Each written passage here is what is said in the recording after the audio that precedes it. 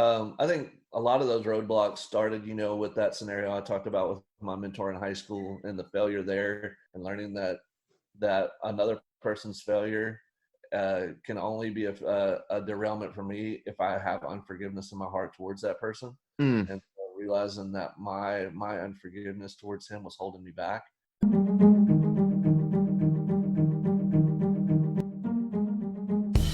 Hey everybody, welcome back to the Reclamation Podcast. I'm so excited to bring you today's featured conversation with Darrell Halk. Darrell specializes in helping people overcome roadblocks and derailments, and he shares his story from realtor to ministry and to everything in between on how you live in that work-life balance. So I know you're going to love this conversation. I'd love to hear what you found meaningful in this conversation, so you can look me up at twmilton.com on Instagram or the Reclamation Podcast on Facebook with Tony Miltonberger. We'd love to hear some feedback from you. And without any further ado, here's my conversation with Darrell Halk. Hey everybody, welcome back to the Reclamation Podcast. I'm excited to bring you today's featured guest, Darrell Halk. Darrell, how the heck are you, man? I'm good, Tony. How are you? Good. Now, you are coming to us from Dallas, Fort Worth, and you're a Dallas fan. That's correct, right? That is very correct. So how do you feel? Let's get to the important stuff first. How are you feeling about the new head coach of your beloved Dallas Cowboys? It's funny that a lot of my friends, when I told them that I wanted McCarthy, they scoffed at me pretty heavily. I think a lot of people around here wanted a college coach that had a winning record or whatever, but I just felt like McCarthy was the guy. I felt like he had the right, the right mentality, the right amount of anger that some of these guys needed to light a fire under him. And the coaches that he's bringing in right now are exciting me as well around him. And so I think he's the right guy. And I have since they officially fired Garrett, which was even before that, I thought McCarthy was the guy we should bring in. So I'm just pumped, dude. That's awesome. And I do think that given the nature of the owner of the Cowboys, Jerry Jones, that you need to find somebody who's got a little bit, some chops. You know what I mean? Yeah, I mean, and I think that's where Jimmy Johnson was good, is that he had chops and he could tell Jerry to go back to his office or whatever. And I feel like McCarthy is going to have that same ability to say, hey, go.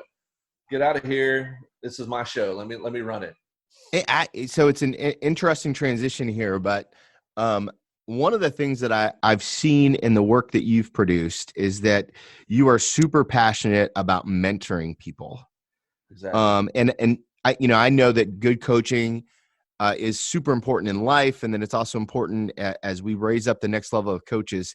How has your life been impacted by mentors?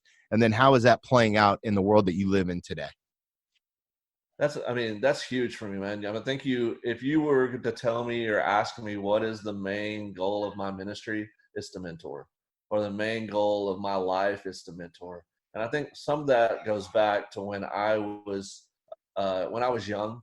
I wanted to be a youth pastor from the time I was 16 years old. Yeah. So even at that point, I was under a youth pastor who was mentoring me and walking me through things. And there was a moral failure that happened, and that really sent me for a loop in my life where I had been learning under this guy that I so respected, and he let me down. And I think we've all maybe been in that situation where someone we look up to let us down. That kind of sends us in a little bit of a spiral. And so that's what motivated me, is I wanted to be someone that people could look to and count on to be a guide for them in their life. And then the next mentor I had after that basically looked me in the eye and said, find something else to do with your life. You're not called to this. You're not called. You're not called to be a youth pastor? Yeah, you're not called to be a youth pastor. You need to find something else to do with your life. And how to win friends and influence people, right? Jeez. Exactly. He loved me. I mean, I was his favorite. We had 4 interns, and basically that summer I got to make burritos every Wednesday for the kids, and I got to teach once.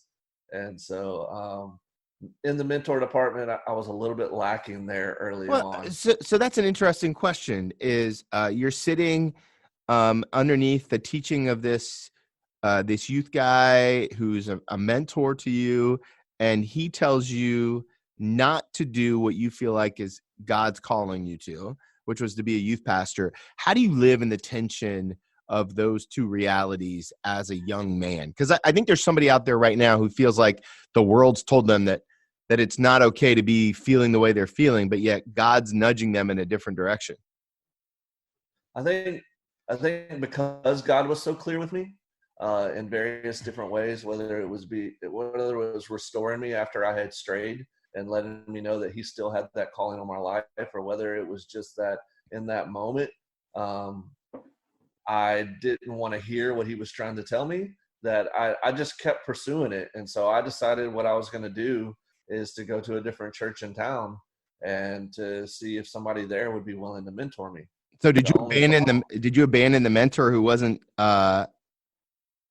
who wasn't walking with you on the path? Eventually, yeah. I stayed there for long enough, I think, to learn the things that I needed to learn.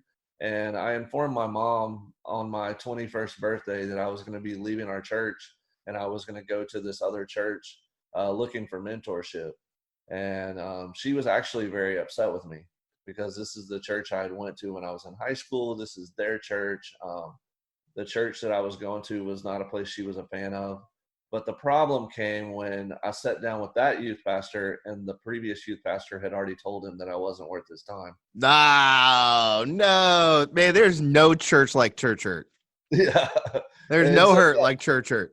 Oh, it hurt, man. It really did. I mean, some of the leaders at that church had been with me all through high school, walked with me through, the moral failure of my previous mentor and all that. And so they had been there. And so for them not to believe in me either, or even to take up for me, it hurt. But as that youth pastor from the new church sat across the table, he said, "Hey, I just want to see you be faithful. Come. I'm not going to listen to what anyone else has to say about you. Just come be involved. And as I need you, I will call you into leadership." And it turned out for the next 2 to 3 years, this man poured his life into me. He taught me how to be a husband. He taught me how to be a youth pastor. He taught me how to be a man, how to be a leader. That's an interesting question, right? What does it mean to be faithful? Because I know a lot of people wrestle, like even as a pastor, sometimes I preach, you just got to be obedient. But I think most people don't even know what that means. How would you define what it looked like for you to be faithful? I think for what he wanted is for me to be consistent. Okay. Number one, for me to be there. And when I was called on to be available, and when I was needed to step up. And I think those were all the things that he was looking for, is that when the call came, that I was ready. And I went and I just engaged. And it was kind of cool because about 3 or 4 months ago, I got a chance to speak at that church again. Wow. So sitting in that same room that used to be the sanctuary, which is now the youth room. And I'm looking in that back corner and saying, you know what? On my birthday, I sat there, and that sitting in that pew right there changed my life. And the pew's not there anymore, but that corner is still there. And so it was kind of this like very emotional moment for me to say, here I am getting a chance to speak to students. Some of their parents were in that youth group that I got to mentor. So, some of my youth pastor who poured into me, his kids are sitting in that youth room. And I got really emotional after I taught, because I was like, man, this is the place where the previous two mentors couldn't. This guy took everything he could and just loved on me. And that was the biggest thing, is I needed a guy in my life who would love me and accept me the way I was and call out the best of me.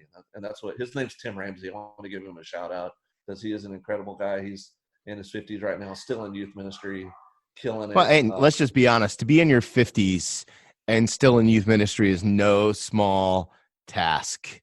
And the kids love him still. I mean, he's not on a cane yet. Like, he's like incredible.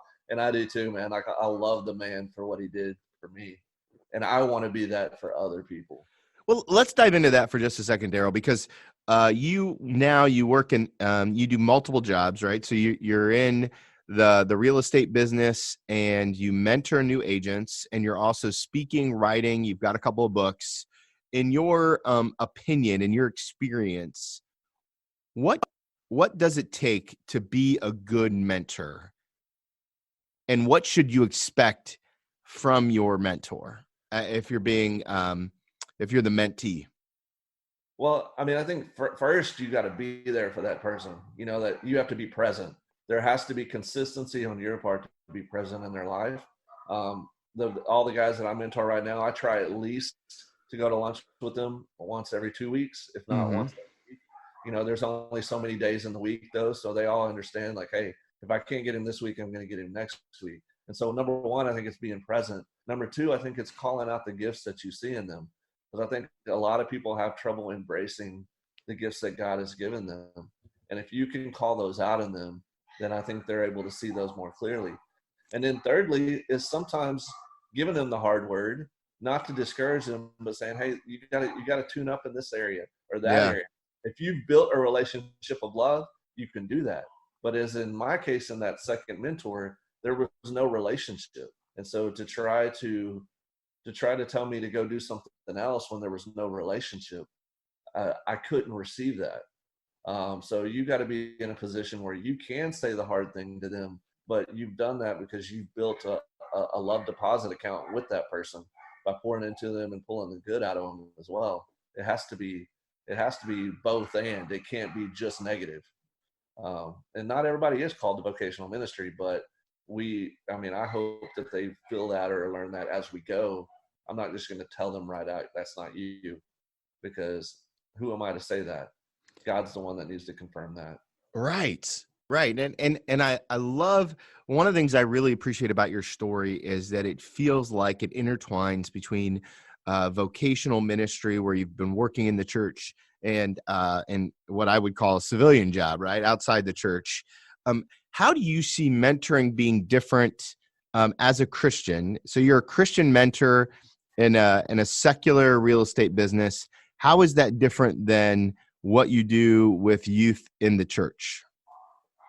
I think the biggest thing is my main goal at work has to be the success of their business, but Mm. there's also that part of who I am, um, the loving, caring Christian man, the guy that's going to be there for guys, the guy that wants to see people know who Jesus is. That's going to bleed off. If Jesus is, they always say, whatever in your heart is what comes out of your mouth. And so if my heart is truly for the Lord, that's going to come out of my mouth at different times, not in a way where I beat them down, because in church, it's free reign to talk about Jesus in any way we want. In my business, although both of my bosses are strong believers, one of my brokers, his grandfather and his dad were both pastors. Oh, wow. My other broker, both of his sons are pastors. Oh, man. Ours is a very different deal. I mean, we've watched Stephen Furtick's sermons in our sales meetings. I mean, it is a little bit of a different environment where I'm open to talk about my faith very openly. But Oh, at the same sure. time, that's not what my position is there. But I've had those opportunities, people to talk through problems in their marriage, or there's been guys in our office that haven't had father figures, that some of us that are stronger in our faith have been able to surround and be those kind of figures for them. I see. I get a sense talking to a lot of Christian leaders that mentorship and disciple making is, I'm going to use air quotes here, the new trend. It's an old practice. Why do you think in today's world that we live in, this has become such a mainstream part of what the church is doing today? I think it's because it's also become what the mainstream of non-Christian but spiritual people are doing today. There's a Mm. lot of self-help, a lot of guys out there who are speaking towards hey, your better life and those kind of things. And so it's kind of the message of today. There's a lot of people struggling with anxiety and depression and all these things that are coming at people, attacking who they are. And so I feel like coming from every single direction, there's people who are trying to encourage those people out of that.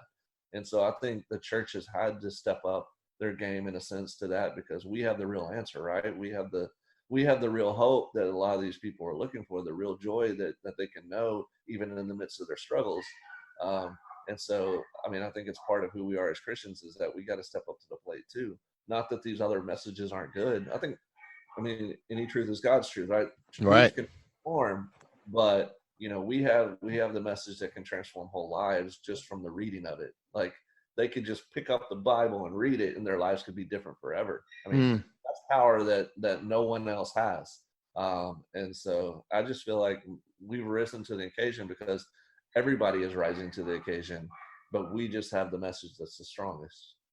Does that make sense? Oh, it makes sense, and it resonates because there's a eternal hope in the message that we get to provide, and doing it through mentorship's a great avenue. One of the things that I see on your website is you really help people overcome roadblocks and derailment. It seems like that's been a passion point for you. Where did that stem from? How does somebody get on this path to be a speaker and author? I think a lot of those roadblocks started, with that scenario I talked about with my mentor in high school and the failure there, and learning that another person's failure can only be a derailment for me if I have unforgiveness in my heart towards that person. And so realizing that my unforgiveness towards him was holding me back. And so I think that was part of that journey, is that derailment was unforgiveness. And then another derailment in my life, and as I mentioned on the podcast that I did with Will that we talked about before we got on here, was losing my passion of basketball. And so that derailed me, and it made me try to think who I am, what is my identity. Take us through that story, because I listened to that story and I was like, man, that was a tough one to swallow for me, and I was just listening.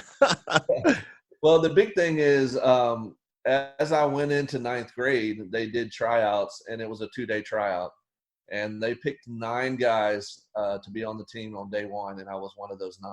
Wow. And so, you were a first round draft pick, baby. Let's go. Draft pick, baby. Like it was a larger school, not super large, but a 5A school here in Texas, which is now the second largest size school in the state of Texas. So wow, good amount of students, and people who knew me. They knew me as a basketball player. I had played all in middle school. I had grown up playing. I was the kid when we were in city league stuff that I was averaging 20 points a game. That was just who I was. And so I wrapped up so much of my identity in that. So when I got picked in top 9 in high school, I'm like, yeah, that's who I am. Right. And, but it was a slow decline from there, because in 9th grade, I ended up on the B team. And I started on B team and had a good season, but that was kind of, I guess, a foreshadowing of what was to come, because in my sophomore year, they put me in off-season basketball, and I ended up getting injured playing street ball. Oh, man. You're playing in the street, and you're running one direction. My foot got caught behind another guy's ankle and turned around complete 300 or probably 280 degrees, and I ended up on the ground. And my whole foot was purple from ankle all the way down to toes. I had tore some tendons and such, and tryouts was 7 to 8. Let me ask you a quick question here, because I've got 2 sons. Okay. Right, and both of them play basketball. Okay. If you had to go back and do it over again, or if you were, if one of your kids was out playing street ball, would you tell them not to play, or would you still let them play? Man, there's so many great memories of playing street ball. I don't know that I would tell them not to play, but if they're really, really good, like better than I was, maybe protect it. But I don't know. I wrestle with that tension, right? Like, man, I want my kids to be kids, but I also don't want them to do what happened. I don't want them to, I don't want them to get hurt and ruin what they're doing other places.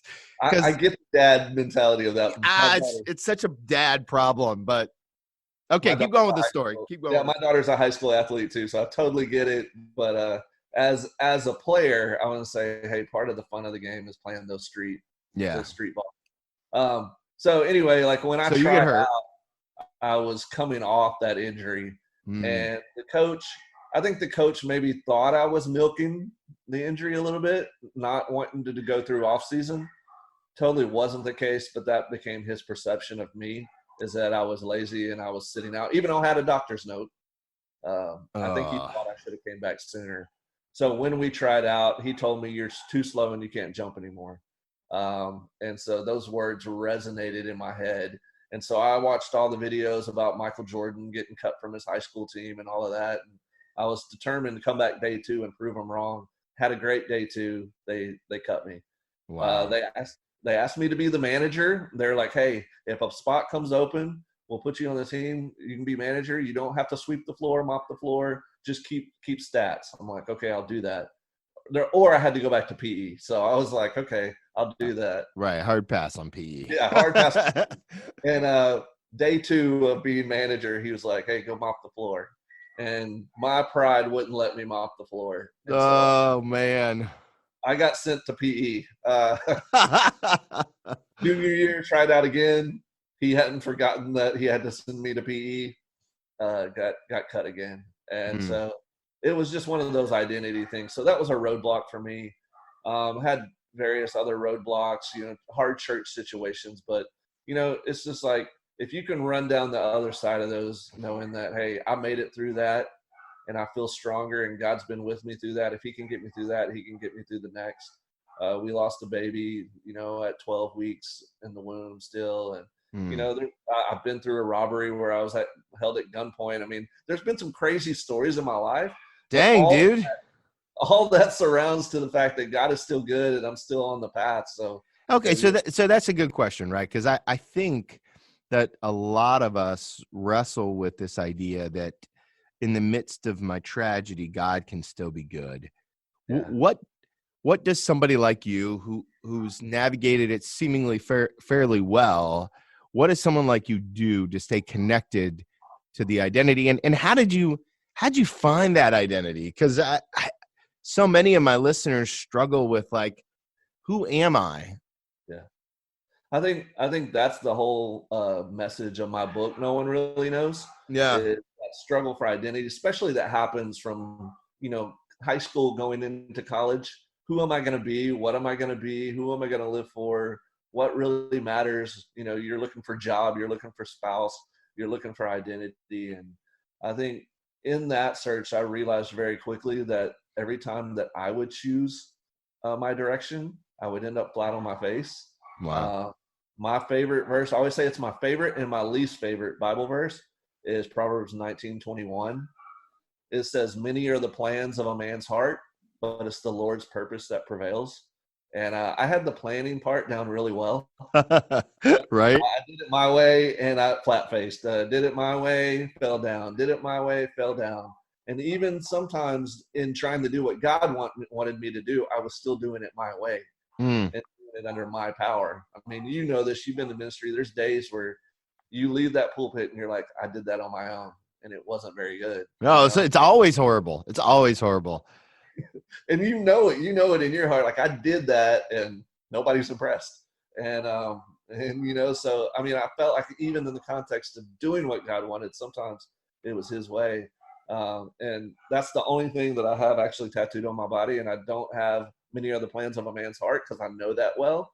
I have the Lord prevails because I need to remember that it's about his purposes. And so when I find my identity in his purposes, I find that things go the direction that I need to be going. And if that's me working in the church, that's me working in the church. And if it's not, it's me working somewhere else, then it's still about his purposes. So my identity isn't found in what my title is, although that was hard to pull off that vocational pastor title. Yeah, because how long ago did you leave ministry? I left the vocational ministry. Sorry, in, May of 18. May of 18. Now you wrote No One Really Knows. You wrote that book back in 2014, right? 2011, actually. 2011. Okay. Yeah. 2011. I was still in youth ministry at the time. So one of my experiences with writing like that is that as we mature, we would change things. Yeah. If you had to go back and add something to No One Really Knows in 2011, what would you add? I think that's a good question, bro. I like it. Thank you. I think the biggest thing is I wouldn't have rushed it out so quickly. Oh. You get excited about, hey, I'm going to write a book, and you find someone that'll actually let you publish it, and you're like, yes, and you just go nuts and you put it out so quickly. And although I had been writing that story since I was in college, I feel like there's things that weren't probably drawn out as well as I would have wanted. And then what I mean by that is like some descriptions of people or descriptions of scenarios that I could have probably elongated. The book's only 130 pages, and that was on purpose because I wanted non-readers to read it. Yeah. But I also think that there's some of the scenarios that had I had elaborated a little more or painted the picture more than told them exactly who this person was, that it would have been better experience for the reader to say, oh man, I know exactly who that guy is. I have that guy in my life. And really that's what I wanted, is because as I've said a lot about No One Really Knows, it's not this fantabulous story of all these crazy things that happened to me. It's a story that everybody can relate to, because most of us have been through these things. And I wanted a story that was relatable. Do you feel like that what you're sharing there about the story and letting it, I mean, my word, not yours, marinate a little bit longer? Do you feel like that's a reflection of your walk with God? I mean, is that spiritual maturity there too? Because it sounds a little bit like it might be connected. Well, yeah, I think that's just a picture of who I am sometimes with my relationship with God. Mm. I have to be really open with him and say, God, you know, I'm a door kicker and I'm going to kick down doors. So close them really tightly if I'm not supposed to walk through it. Amen. Amen. That'll preach to me every day of the week. So, and then I'm like, but God, you also know I'm a little dense. So open them really widely if I'm supposed to walk through them. But I've always been the kind of person, because for so long I was told all the things I couldn't do, that I was going to go prove everybody wrong and do all of the things that I want to do. And my wife has to tell me, hey, Darrell, how many of these things can you do at once? Because you're good at all of these things. And your answer is all of them, babe. Of course. I'm a little ADHD. I got to do all I of got to do these. something, right? Yeah. But I think that's the good thing, is she's a calming force in my life too, is to say, hey, you know, dial it down. You can do all these, but take your time. And I wish I would have listened to her on the book, just because that's kind of was her. She's an English teacher, so she was helping me edit it, and I was rushing her. And finally, she said, "Here, just take it back." You know, she was like, "Don't rush me, or you're not going to have a good edit." And so I was just like, "All right," you know. And so then I went and had it published, you know. And so I think I should have listened to her in that regard. Spiritual discernment is her gift, number one. Number two, she's just a really smart lady. But yeah, I think that's just part of my journey with God, has been trying to kick down doors he didn't have for me, and needing really clear flashing lights to walk through doors that he did have for me. And for whatever reason, he's always been very clear when I had to transition because of that. So you've transitioned a couple times since 2011, it looks like. And how would you describe what you're doing now? I mean, how would you describe your call, or the path that God has you on?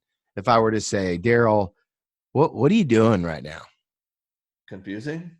I actually sat down with the lead pastor of my church a few weeks ago and said, man, I'm just confused. Like I said, I still have a passion for vocational ministry. I still have I'm at the same church that I spent my last 5 years in vocational ministry serving at. So we're still in that body, still watching what God's doing. And I'm still passionate about Cross Timbers Church. I'm still involved with so many different things, but there's this part of me that wants to be on staff, but then I look at the listing of jobs and they're all interns, and I've been there and done that about 20 years ago. So, and I was like, I just don't know what I'm doing. And he just looked at me. He's like, man, it sounds like God's letting you do everything that you're passionate about right now. He goes, I don't know. I'd love to have you back on my staff, but why would you want to all the constraints of the staff when God's already allowing you to speak at other churches and at our church? He's allowing you to mentor all these young guys. He's allowing you to mentor people outside. And I was just like, you know, like it does, you know, and so it's confusing at times because I still have passion for ministry. I wasn't mad, burnout, or like mad at my church or ready to go. It was a split second thing that happened over 4 weeks where I was out of ministry. And I hadn't looked back until about 2 weeks ago, maybe 3 weeks ago, and just had to re-clarify where I was. That's super interesting, and I really appreciate your vulnerability and honesty on it. You know, confusion is one of those things that happens to a lot of us. If you were going to give some wisdom on what to do in the midst of your confusion, like, do you have a game plan, or how do you recommend that people deal with confusion when it comes to their relationship with God? The big thing is that prayer that I mentioned earlier. I mean, I am a faithful prayer of that because, again, I know that I tend to run ahead sometimes and lag behind sometimes. And so I do pray that very consistently. God, open doors widely that I need to walk through, close them tightly that I don't need to walk through. And I was praying that throughout even that conversation. I had the conversation with my real estate boss, and I had the conversation with my pastor. And when I left the real estate boss's office, I'm like, man, I feel really good about staying here at the office. But what if I go and sit down with my pastor and he's like, yeah, come on back. And then I was like, then what am I going to do? But Right. I feel like because I was faithful to pray that, close that door when my pastor says, I love you, you're great. Like, but God's letting you do what you need to do. From what I can discern, you need to stay right where you're at. And it was just this confirming message that all flowed together because I was open to what God was saying, even though probably in my mind, I wanted to go back. And so I've had that experience a couple different times, enough to know that that I need to be faithful to pray during those moments.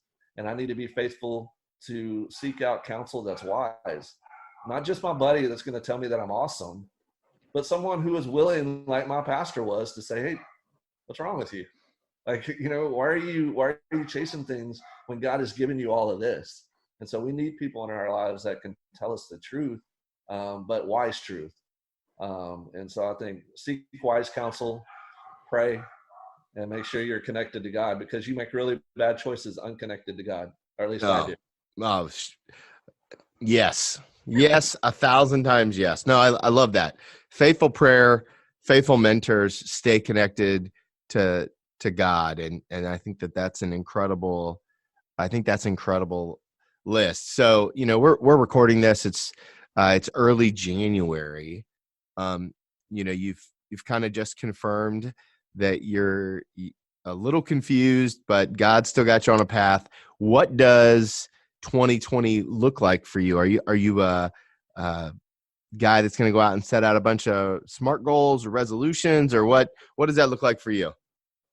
I'm definitely a person, especially on the real estate sales side, that sets out SMART goals and goals of that nature. But as far as like the path of my life, I do know 100% that this year is going to be spent without me in vocational ministry now. Just some of that clarity has been really open. But some of the things I do want to invest my ministry hard in is to continue to mentor these 6-7 guys that God has put in my path to work with and to build into. A couple of them are on our staff at church. We have a really cool program at our church named after a missionary that was a pastor that was in Uganda, called the Pastor Dongo School of Ministry. And we have interns that come through that program 3 times a year.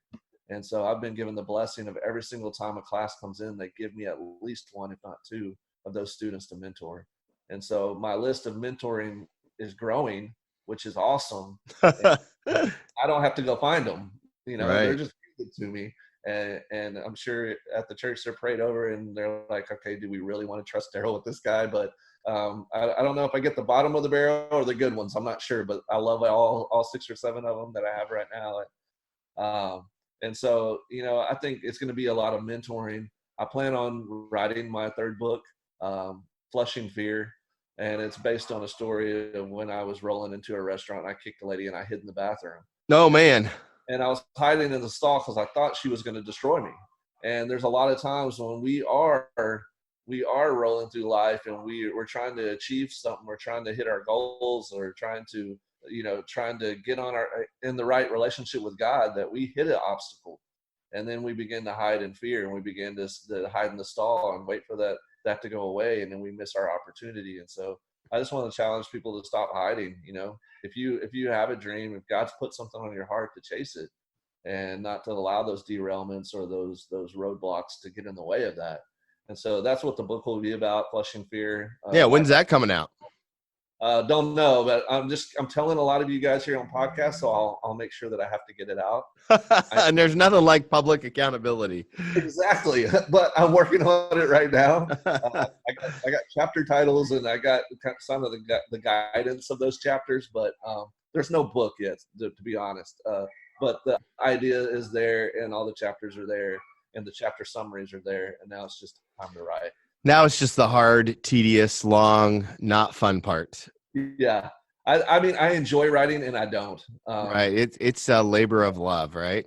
Yes, exactly. And then as you are doing right now, I mean, I plan to launch a podcast called Outside the Stalls as well, to try to tie in all the messages, and to be about stories. Kind of what you're doing here with me is to share the stories of people who are living outside the stalls, who have been through things that have caused them to maybe retreat or get distracted or to fall off the road, and knowing that the Christian message is, and when we fall off, we got to get back up, that God's welcoming us back. And so I just want to share some of those stories, because I think we learn a lot through the stories of others. And so that's what Outside the Stalls will be, is just a podcast that's about stories of people who have overcome fear and accomplished some pretty cool stuff, whether it be in the Christian realm or in the business realm. Why do you think that right now is the time to share the message? Because I feel like I'm hearing this in a lot of different places, to overcome fear. Because I think so many people allow that to cripple them. And I hear that everywhere I go, just like people that they really have a dream to do this, but they're doing that because fear hasn't allowed them to step out. And I think we all have opportunities just to curl up in a ball and give up. Every one of us has bumps in our story, or times where we tripped and fell, or times when something was stolen from us, or we experienced loss, or we experienced someone who tells us that we're not good enough, or, we all have these things that have been thrown at us, rightfully or unrightfully. And we all have the opportunity, though, to get up and to keep going.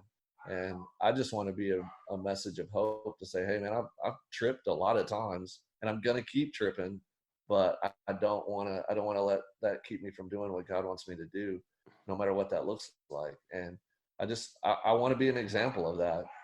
And I feel like if I put myself out there more, then I'm going to have to be an example of that. Again, it's that accountability you spoke of. Like, yeah, I need that.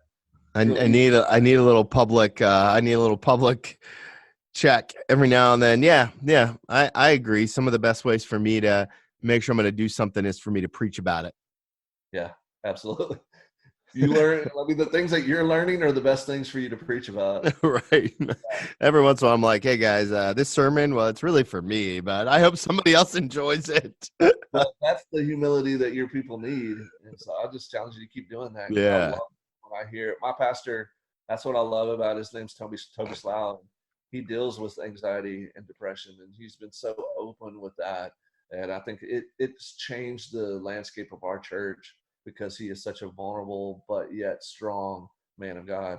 And so just keep doing that, man. I just encourage you. Like, I set up on your story and watched the video of the transition y'all made at your church. Yeah, God's done some lot of cool really stuff. Cool. Yeah, really cool, man. I think you're doing some cool stuff over there, and so keep it up. It's all God. I just get to show up sometimes.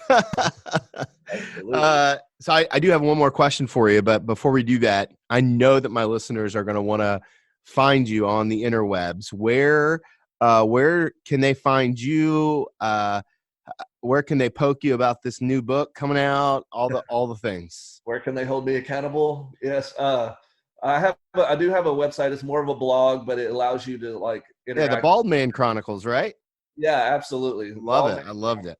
So every once in a while I will blog on there, but the main purpose is to have links for all the things that I'm doing. So if you want to learn about speaking, or you want to learn about the schedule where I'm speaking, book me to speak, all that is at www.darrellhalk, and it's DARRELLHALK.com.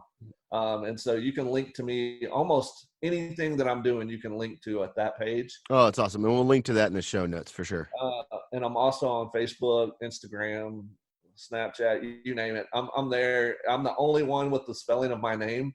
So it's too hard to find. That's nice. I love it. 2 L's, and I'm not the bird hawk, I'm HALK, like walk, talk, chalk. So it's easy to find me. So just look me up. I don't mind random friends. It's another opportunity to tell our stories to one another. So it's good. Amen. I love that. Okay. Last question. I love to ask people is, if you could go back, let's go back to freshman year, right? Freshman year, you made the basketball team, you get hurt, and you're in that season of your life is getting ready to drastically change. If you were going to give yourself one piece of advice, what would it be? I think number one, I wish I would have still kept playing baseball too, but that's just Diversify your portfolio. your portfolio. Actually, it's funny that we say that, but I'm doing that to my daughter right now. She's a freshman. Softball's her main sport, but I've made her continue to play tennis because I'm like, until you make varsity on one of these, you got to diversify. Right. Living out of my hurt. So, but I would say basically, I would tell myself, number one, to keep focused on Christ, because I think, it was a year and a half later that I lost, basketball. It was a year and a half later that I lost my prime mentor. And both of those things pulled my focus from who I was. If you would have asked people freshman year what they would call me, they would have called me the Reverend. They would have called me the goody two shoes. I was that guy. And then I let those two things really take me on a journey that I didn't want to go on initially, and down some roads. And that's what no one really knows, talks about kind of some of those journeys that I took away from the Lord, and then realizing my identity in him and coming back. And so I would just tell myself to stay focused on the right things, because I allowed two derailments to pull me off. And again, that's my message so strongly to people now, is because that was me then. And I just don't want to see people do that the way that I did. I love that. Well, Darrell, thank you so much for taking the time today. Thank you for the gift of your vulnerability and your transparency and your writing and your humor. And it's all there. So everybody, I would just tell you, go check out Darrell's blog, and we can all subscribe to his podcast once that gets up and running. And I think that you're going to find a tremendous gift in his ability to tell stories, make us laugh, and be incredibly relatable along the way. So Darrell, thanks again. I really do appreciate the time. Tony, man, I appreciate you letting me be on here. Thanks a lot. I know that you love this conversation with Darrell as much as I did. I really appreciate the way he helps people overcome some of those mental barriers that we all face in life. And I know that you've been where I've been, and that together we can do something different if we can embrace some of this methodology and thought process that Darrell is giving us. So do me a favor, go follow Darrell on all the social media channels. We'll link to it in the show notes. You can also hit him up on Instagram and Facebook, and it's just good stuff. So if you've got any questions, let me know. You can find me almost everywhere on the internet. On Facebook, The Reclamation Podcast with Tony Miltenberger. On Instagram at TWMilt. My website, twmilt.com, where you can sign up for weekly emails letting you know that the podcast has dropped. That way you're for sure never to miss an episode. Rate and review this podcast anywhere that you listen. As always, our goal is to help you reclaim good practices for faith and life.